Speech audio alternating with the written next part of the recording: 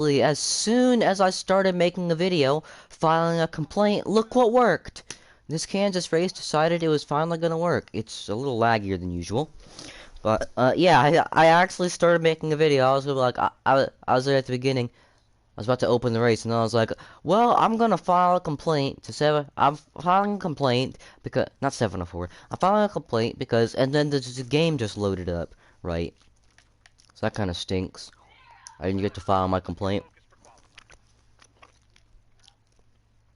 So I'm getting rid of the gum. Wait.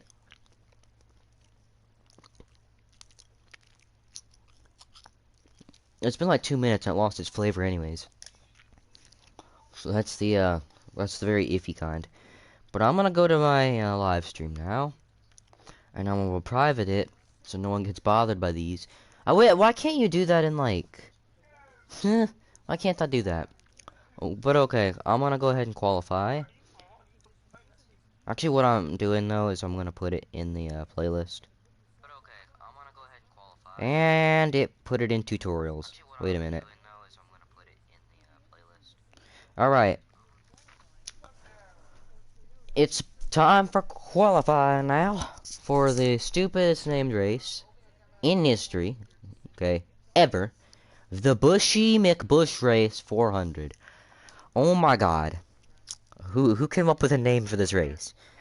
Like, when I first saw the name of this race, honestly, like, I saw a live reaction to it, and it said Buschy McBusch, whatever, I was like, okay, that's a joke, that's just a joke poking fun at Kyle Busch, because, like, it's Kyle Busch's birthday and everything, which I actually didn't know, but yeah, so Kyle Busch won on his birthday, and the race on his birthday that he won, the race on Kyle Busch's birthday, which Kyle Busch won, was the Buschy McBusch Race 400.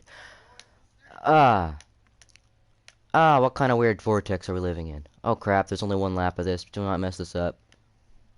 I kind of had to let off there. So I was going so slow through there. Way down on the apron. I'm gonna guess that's not as bad as I thought. Oh, it is. 23rd. The mile and a halfs, though. I kinda iffed him up earlier. I kinda said I'm not good at him. And, well, look where all my legitimate wins are. By all my legitimate wins, I mean like my one legitimate win I've had all season. There were some races I got Ryan Blaney 2020 screwed out of, like for example the Richmond race. Chase Elliott decided to wreck me into the wall. Maybe even the Martinsville race, but it was still me and William Byron front too, so I was happy about that. I mean, I kind of dumped Chase Elliott at the end of the. I just realized realized Chase Elliott and I have a longer history than I thought in this game. Also, I'm gonna be muting the Google Meet because Junior is playing videos that have copyrighted sounds in them. Whew.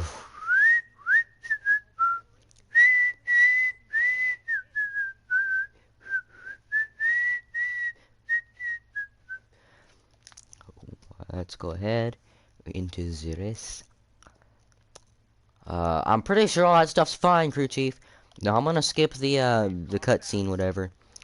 Even though it's not really a cutscene. Still, here we go. The green flag. Wait. Boogity, boogity, boogity. Green flag in the air. At Kansas. Yes, and the Dude Wipes car is in front of me, too. Which kind of makes me sad. Knowing that I'm getting beat right now by Dude Wipes and Monster Energy. Oh, God. Wait, it wasn't Monster Energy. It was NOS Energy I was thinking of. And then Kurt Busch passed me. Okay, that's kind of funny. It probably sounded like my microphone was off sync then. Because I said I was getting beaten by Monster Energy too, and I wasn't until I said it. Obviously, whenever I say something, because like I remember yesterday at Martinsville I said I was gonna like, I don't know, something. Oh man, this game. Ooh, oh, good corner. I expected to run into Denny. And I actually wouldn't have had too much of a problem with that. Well, actually I would have. Because my, oh, I started getting some, NASCAR Heat 5, flashbacks there. But, anyways, if I can please get out of 23rd, I started 23rd. I lost a position because Kurt Busch passed me.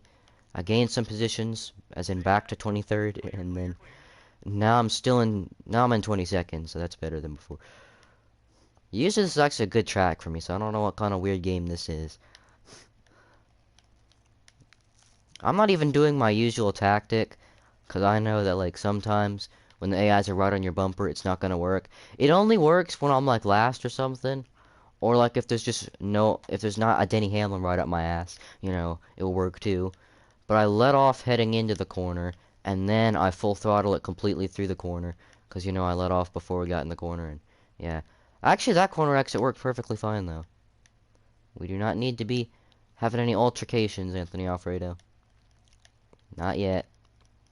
We're on lap 4 out of 40. Not even a quarter of a way through the race yet. Ah. In fact, we're not even half a quarter through the race yet. We almost are now, because once we complete this lap, we will be, but... Okay, so I guess I'm just naturally good in turn 1. That's, helpful for... The scoreboard is bugging out again. And I'm gonna guess these are spam messages, or... Oh, no, they're not. Harvick is bad, in my opinion. Oh, I appreciate the compliment, though. I mean... For me, like, Kevin Harvick, like... I don't know, 2021 just isn't the year to be Kevin Harvick, I guess. Because, I mean, in 2020, he won a lot of races. The Indianapolis race, he really didn't deserve that one. Denny Hamlin had some misfortune with 7 to go. I would say 7 to go. That's when they always wreck. But, yeah. And, that 7 to go thing I was, like, talking about, like, a whole 2 seconds ago. Uh, Jeff and I, we discovered that in 2019. After Larry Max hit it in the Geico 500. And then, like, I kept looking out for it. Then I saw it happen a bunch of times. Then I told Jeff to look out for it. Then we saw it happen a bunch of more times. And then it's like, well, this is 7 to go is just a magical number, I guess, for there to be a wreck. And it actually has been for quite some time. But I guess no one ever knew it, except me, my dad, and Larry McReynolds. And the good news is, I can, I don't even know what I'm saying anymore. I can just, like, get runs. I'm usually...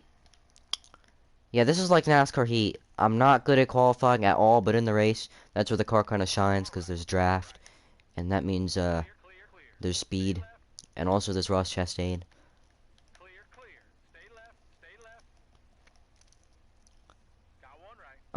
You don't know how uncomfortable it is when I get just a teeny bit on the apron in the corners.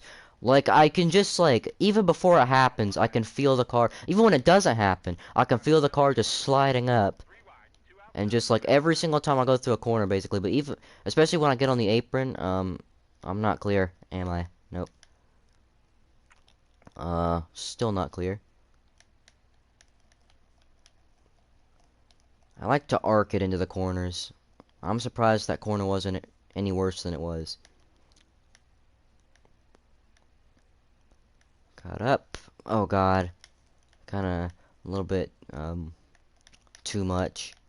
There, and I didn't mean to...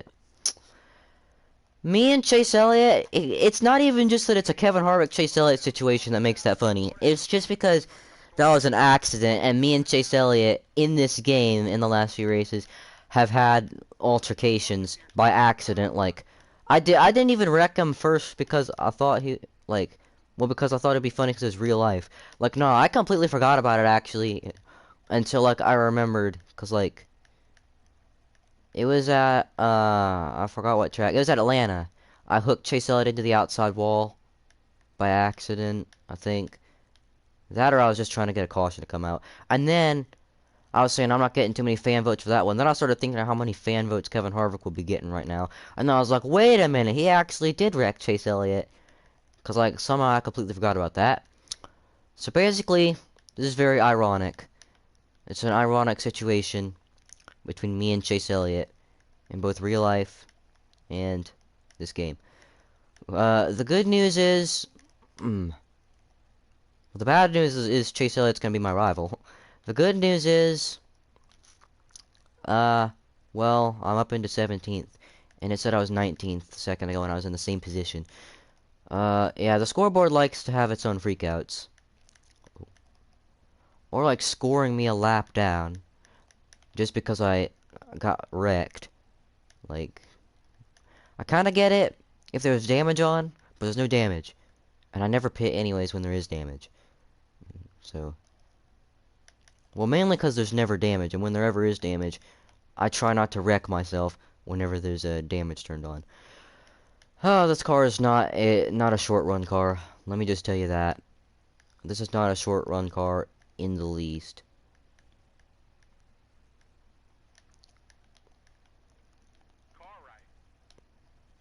And I got underneath my teammate. Coming up on Suarez. The camera back there can be misleading. In case you don't know what I mean, you'll find out at some point. As in, when you don't want to give someone a bump and you try to pull out at the last second, like, it looks like you're not on their back bumper, but you actually are. And so, like, it's not like a NASCAR heat thing, though, to where you could be connected and you don't know it, like you could in the heats. Because, you know, the camera just decides to just vibrate all over the place, have its own mental breakdown whenever you run into someone's back bumper. But, like, it's just, like, I don't know. The bumper's longer than I thought, I guess. I think I'm just used to NASCAR heat where everything's either an optical illusion or just stupid. Now that I'm stuck in 15th, because the rest of the pack just pulled away. By the way, how come they've mastered super speedway racing at intermediate tracks, and yet at super speedways, the racing looks like it should at intermediate tracks? Like, huh? It's kinda iffy, if you ask me. Like, just Denny and Joey, hey, Denny and Joey, can you please just, like, have your own little thing back there? So I can, like, get my way up here without having to worry about getting past? Yeah, thanks. Kinda don't like how... Oh yeah, I don't even have to do that, actually. Yeah, I can just do that. I don't think anyone's figured that out yet, though, because I'm still seeing videos where people getting annoyed that the camera does that. Like, bruh, you hold down on R3. Well, you know, the right thing. The right stick. Well, Denny and Joey are semi-catching me, at least in turn 1. Turns 1 and 2.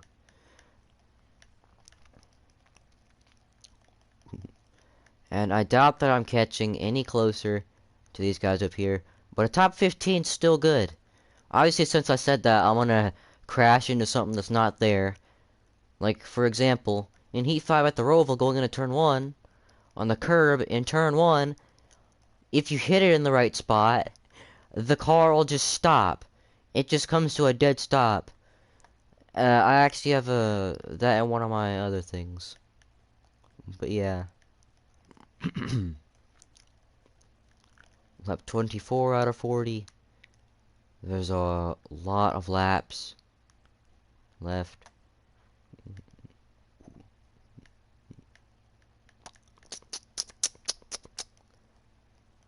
Oh man, I just wish that there was like engine noise, like or at least something to break the awkward silence when I just have to stop talking, or when I get mad or something, like I used to in NASCAR Heat all the time. Every single time I'd have at least even a little inconvenience. I'd either start cursing, or I'd just be silent and make my way up to the field after the caution came out. But like, there's no engine sound in this game, and if there is, there's not for me, because I've checked out all the sound boxes. The sound is on for all the things. The engine sound is all the way up.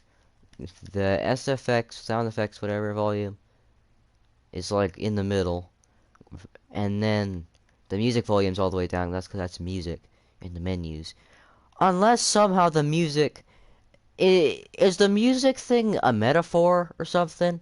Like the sound of the engine is music to my ears or something? Because that's turned off, and I've never been able to hear the engine sound, and I turned it off the first time I played it. Like the first time I played this game. I still gotta file that complaint to 704 though. Like whenever I don't click to advance the weekend.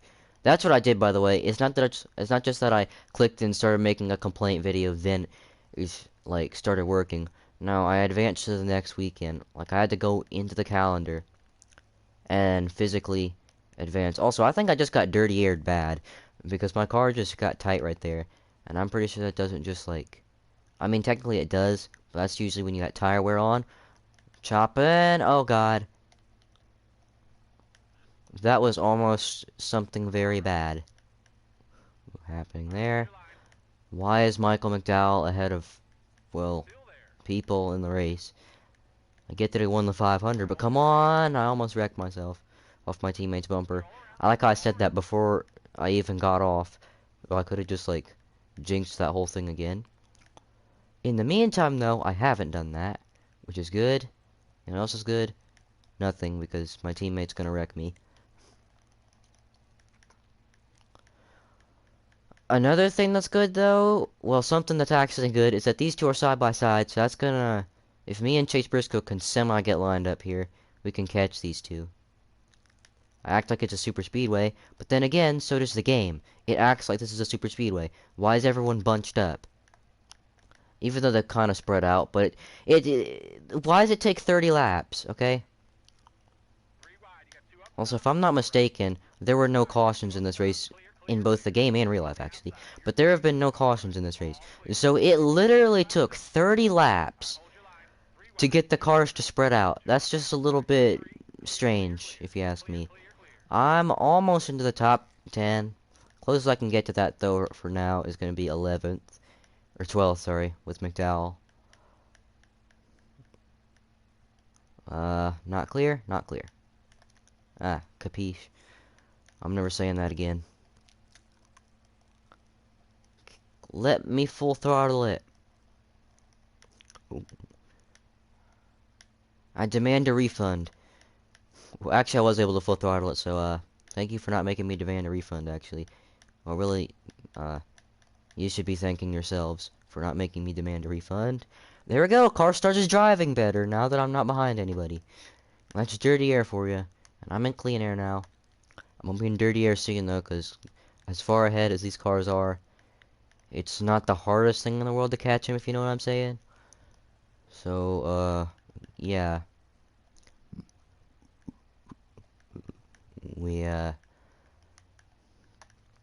There's like 8 laps to go now. So as long as nothing catastrophic happens, we're good. If something catastrophic happens, we're not good. Also, they're side by side in the front again, so you know what that means. We're gonna fall back. Well, we're gonna be able to catch them sooner, I was gonna say. And actually, kinda... Never mind, I jinxed it again. So I'm guessing the best finish I can muster, since the AIs don't usually wreck by themselves. I'm guessing it'll be a 12th here, which I look safely in position to get. Since I said that once again, Bubba and Michael McDowell are gonna use Godspeed. Ooh, hey, good corner. Never thought I'd see the day. Yeah, I kind of like this car, though. I dig the way this car looks. Yeah, that's right, I dig it. Just like John Lennon. The corner on best, though, is 1 and 2. It's like that at every track. I don't know why. Any track other than a super speedway, I'm just best in turn 1. And, like, I'm pretty sure it was like that in the Heat games, too, actually. Yeah, I was always better in turn 1. At Darlington, it makes sense because turns 3 and 4 are kind of, like, smaller. Because there's, like... Well, at least from what I heard, there was, like, a mill pond or whatever. And whoever made the track didn't... Oh, God. He had to decide of where he wanted to build the track around turns 3 and 4. And so he and he didn't want to have to pay for paving over the mill pond, so he just made turns 3 and 4 smaller, which makes sense, you know, from both a financial and an economical standpoint. Okay, I'm starting to talk like one of those guys in the why don't we check and see how the Dow Jones is doing type of people, which, just to let you know, I'm not a big fan of having my NASCAR races interrupted by the news. Okay? Which is where that joke originated from, by the way. Jeff told me that. Like, he told me the joke first. Because, like, it was the Yellowwood 500. And I got to see the end of it because we have NBCSN, but he didn't. And so he just, like, he's just like, no, let's not watch it. Like, when he came over, like, a few weeks later, like, we were talking about the race. And I saw the end of it. He didn't. So when we, like, did our quote-unquote announcing it, well, there were fake commentary voices and stuff. Am I just getting into the extra information now? But yeah, he said, no, let's not see the... Like, he was like, you know, acting like he was one of the people from the TV. And he was like, no, let's not watch the end of the race. Let's check out how the Dow Jones is doing. And it was really funny. It was sort of like a had to be there sort of thing. Also, there's 2 laps to go.